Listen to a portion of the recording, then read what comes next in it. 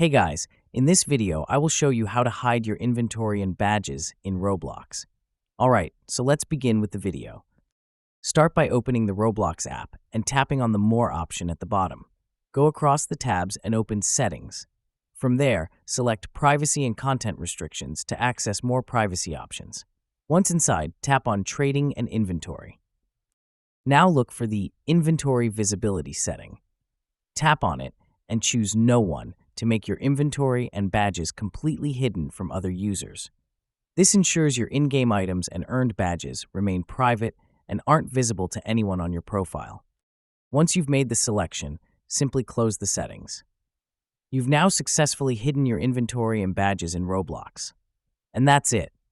So that's basically how you can hide your inventory and badges in Roblox. So that's all for this video.